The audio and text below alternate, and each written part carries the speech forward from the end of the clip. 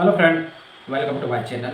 और आज का जो मेरा टॉपिक है कि डिजोल्यूशन टेस्ट जो होता है या फिर जो एनालिस्ट डिजोल्यूशन टेस्ट के लिए इंटरव्यू देने जाता है तो ये क्वेश्चन उसके मन में रहता है कि एक्चुअली मेरे से क्वेश्चन क्या पूछा जाएगा इंटरव्यू के टाइम पे।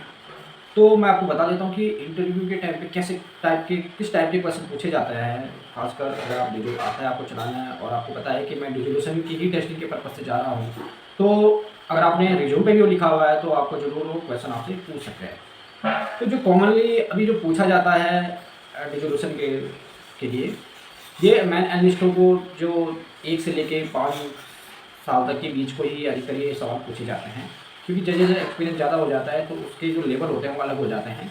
बट 1 से लेके 5 तक ईयर के जो भी एक्सपीरियंस पर्सन है उनसे किस टाइप से क्वेश्चन पूछे जाते हैं, तो आपको मैं एक बार करके आपको बताता हूँ। जो फर्स्ट नंबर का क्वेश्चन है हमारा, वो ये चीज़ है कि हाँ, एक और चीज़ है कि आपको जो मैं क्वेश्चन पूछ रहा हूँ इसका आंसर आपको खुद ही ढूँढना है।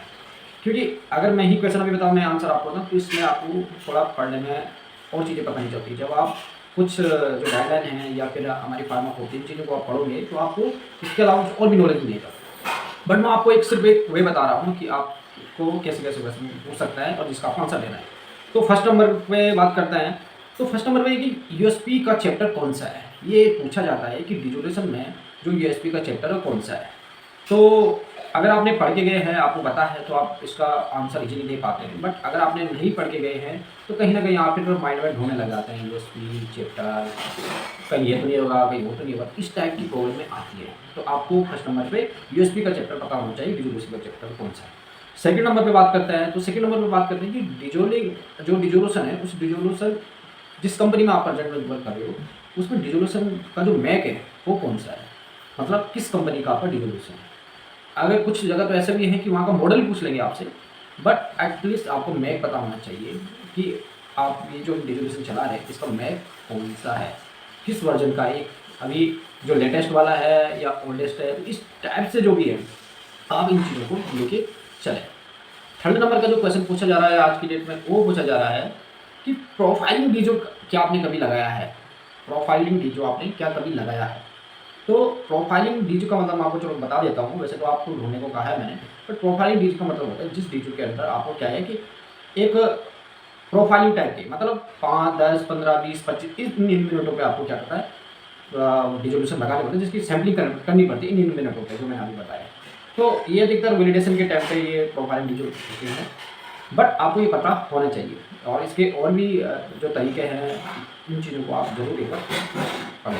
अगर आपको पता है तो आप जरूर कमेंट करें, जिससे मुझे भी रहेगा कि हाँ, जो मैंने वीडियो बताई है तो इसमें बहुत से लोग हैं जिनको इसके बारे में जानकारी है, और मैं ऐसे ही फिर मैं आगे और जाके किसी और टॉपिक पे वीडियो बनाऊंगा।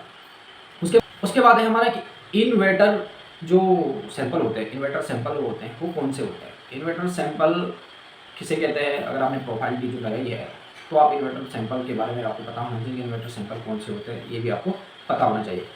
उसके बाद जो सबसे इम्पोर्टेंट चीज़ है, ये आपसे पूछा ही जाता है कि जो डिजोल्यूशन है उसमें S1, S2, S3 की क्या क्राइटेरिया है, या फिर A1, A2, A3 की क्या क्राइटेरिया, B1, B2, B3 की क्या क्राइटेरिया, L1, L2, L3 की क्या क्राइटेरिया है। तो ये आपसे क्वेश्चन पूछे जा रहे हैं। और अभी मैंने बहुत जो भी एनालिस्ट हैं उन सबसे मैंने पूछा है, तो मोस्टली इन 4-5 क्वेश्चनों के बारे में हर किसी ने पूछा है। हर दूसरा जो एनालिस्ट है उसने मुझे पूछा कि सर इसने ये क्वेश्चन मेरे से पूछा गया है। तो कहीं ना कहीं मुझे लगा कि आप लोगों को ये बता दूँ कि कौन कौन से क्वेश्चन आप पूछे जा रहे हैं।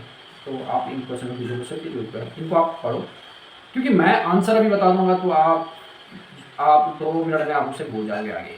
बट आपको इसलिए बता रहा हूँ क्योंकि आप खुद देखेंगे जब आप यूएसपी ओपन करेंगे तो उसमें आपको पता चलेगा कि हाँ यार इसमें ये चैप्टर है, या फिर अपने सीनियर को पूछेंगे कि इस इन क्वेश्चन के आंसर हमें बताओ, तो वो 2 चीज़ें आपको और एक्स्ट्रा बताएंगे, जिससे क्या है आपका नॉलेज और भी ग्रो करेगा और आप एक अच्छे जहाँ भी इंटरव्यू देने जाते हैं तो आप अपने जो भी फ्यूचर प्लान है उसके लिए सक्सेस हो जाए। Okay friend, thank you. जैसे कि मैंने आपको हमेशा बताया है कि अगर आपने मेरे चैनल को सब्सक्राइब नहीं किया है आप चैनल को सब्सक्राइब करें, और भी चीज़ें मैं टॉपिक इस टाइप से मैं वीडियो बनाता रहूँगा, तो आप जरूर जो बेल आइकन है उसको ऑन करके रखें, ताकि मैं जो भी वीडियो डालूँ उसमें नोटिफिकेशन आपको जरूर आए। Okay friend, thank you.